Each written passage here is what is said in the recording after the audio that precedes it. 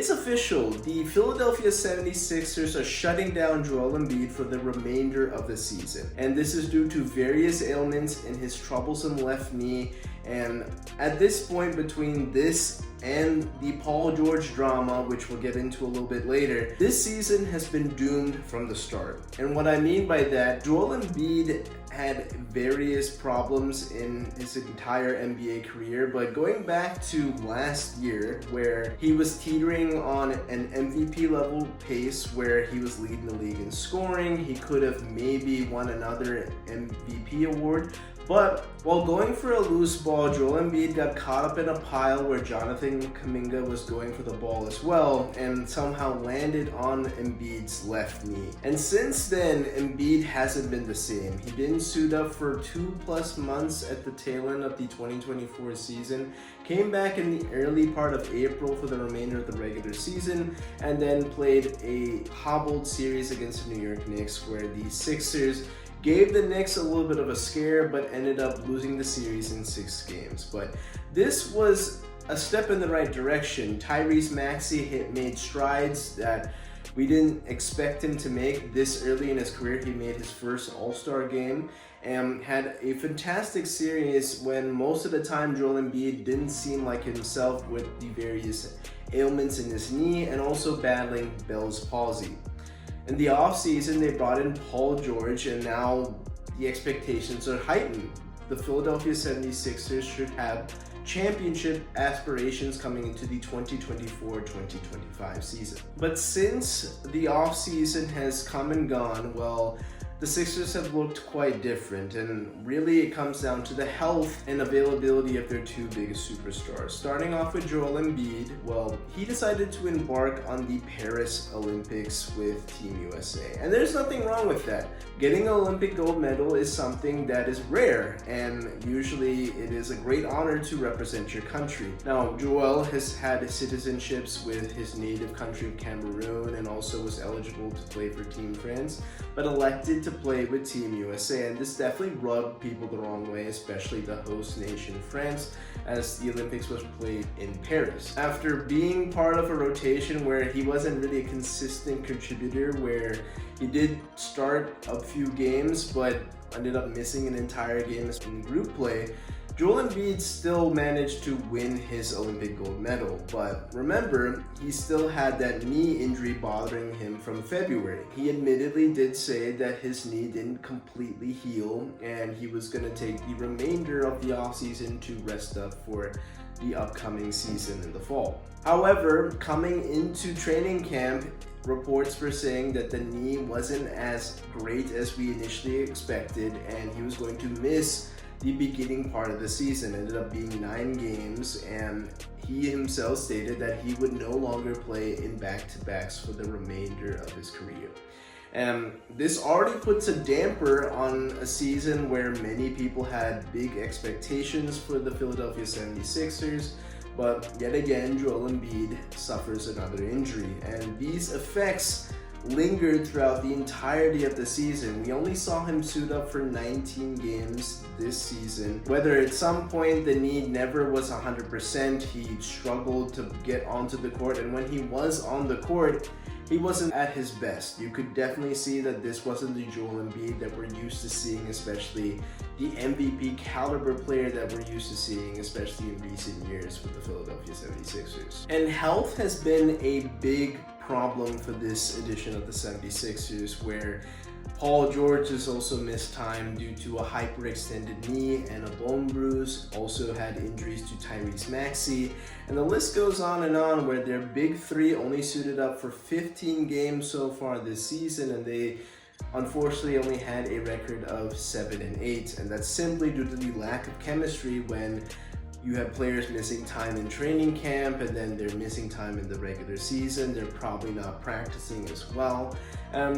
The efforts show it. The Sixers at this point stand at 20-38, and they're riding a 9-game losing streak. They haven't won a game since the Philadelphia Eagles won the Super Bowl on February 9th. And during this recent string of poor play for the Sixers, especially in February, the final straw was when Embiid was getting torched by Nick Claxton of the Brooklyn Nets. The Brooklyn Nets have also been a team that haven't been that great. I mean, they traded their last remaining star, Mikal Bridges, over to the New York Knicks, and this was a year that they were looking to rebuild and hope that the ping pong balls are in their favor, that they can maybe dip into the Cooper Flag sweepstakes. But in this game against the Philadelphia 76ers, Nick Claxton went to town on Joel Embiid, where he torched the former MVP center time in and time out, to the point where Joel Embiid was benched in the fourth quarter and did not step on the court for the rest of the game, as the Sixers lost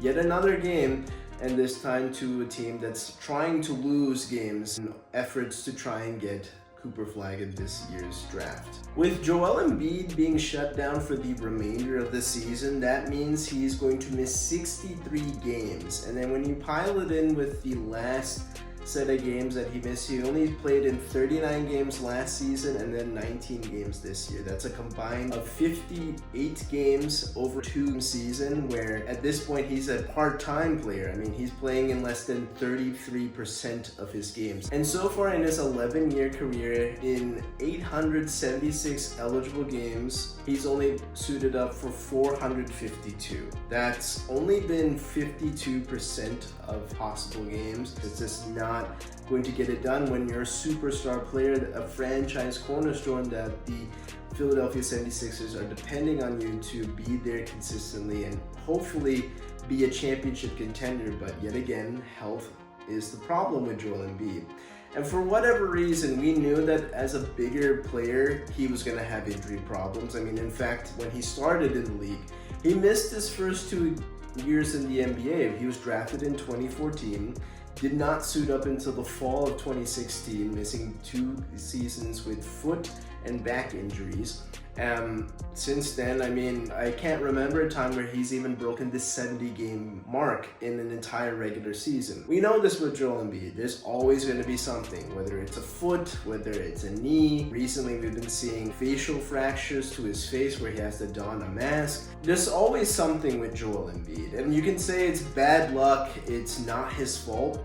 But why do these consistently happen to the same player? I mean, after a while, these have to start accumulating to the fact that conditioning is part of the factor here, and then also just him not being durable. I mean, he's just very brittle at this point. And remember, when he started this season, he re-signed with the Philadelphia 76ers to basically add on 3 years, $193 million that keep him with the Sixers until 2029.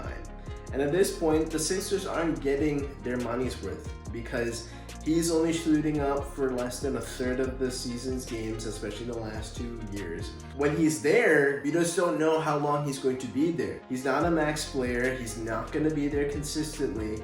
And this is arguably one of the worst contracts in sports. And while that contract might be the worst in sports, let's turn our attention to Podcast P, Joel Embiid's co-star with the Philadelphia 76ers, because ever since joining Philadelphia last summer, Podcast P, or Paul George, as many people may know, hasn't been the same type of player that we're used to seeing him be. We know with the Los Angeles Clippers that Paul George maybe wasn't at his best, but still was a reputable player. He gave you 22, 23 points a game, pretty good defense, and was a capable shooter. But when it comes to the postseason, he's either hurt or it comes up very small. And this is when the Clippers were thinking, well, okay, we've already extended Kawhi Leonard and we know that he has injury problems, but we know that there's something there. Well, what has Paul George given you in this entire career? He has 2 conference finals appearances to his name.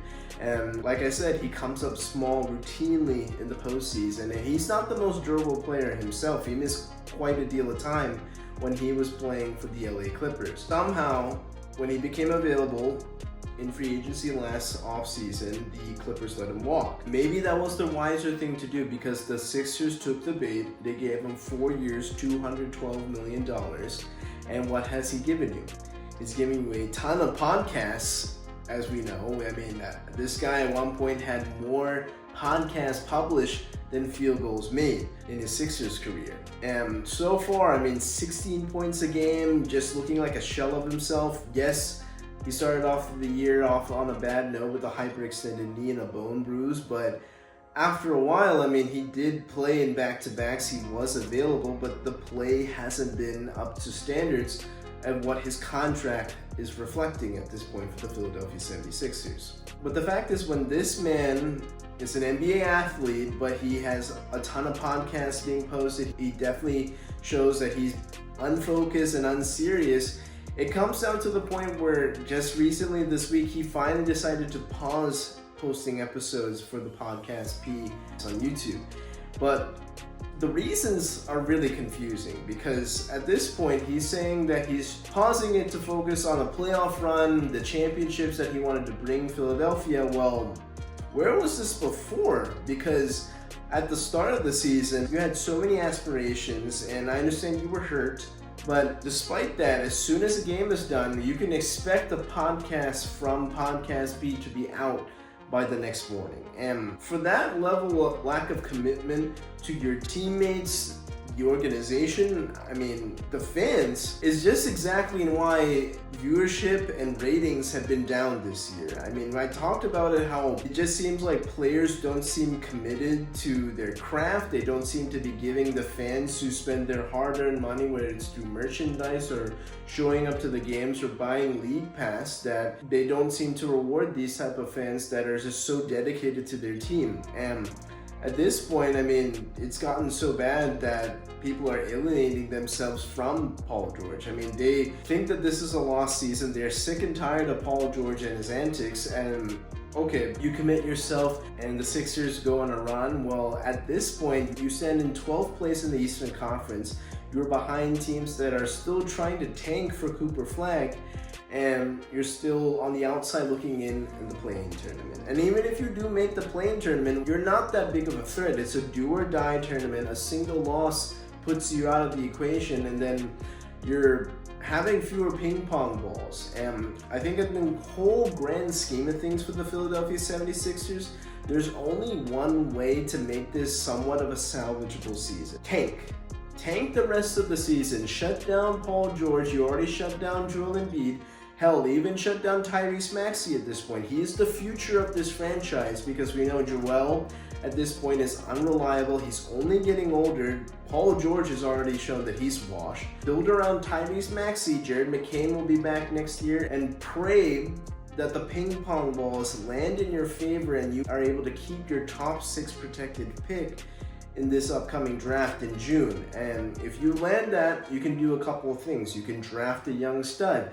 This year's draft is supposed to have a lot of young talent. Or use it as a trade piece to either offload Paul George's contract or find a way to acquire another superstar to hopefully salvage this very sad era in Philadelphia basketball. Regardless, to keep it simple, the process era in Sixers basketball is a massive failure. You have 0 conference finals appearances dating back to the Allen Iverson days. The players that were drafted during that era were either busts or players that were not serious about basketball. The star players that you acquire via trade or free agency have come and gone, whether it was Jimmy Butler or James Harden. And the one player that you do end up hitting on in the draft during this tanking era has been injured so frequently to the point we're questioning his future in the NBA. Comment what you think the Sixers should do, whether they should blow it all up, should they retool, or should they just simply run it back, hoping that all these players are healthy come next season. But I'd love to know your thoughts in the comments.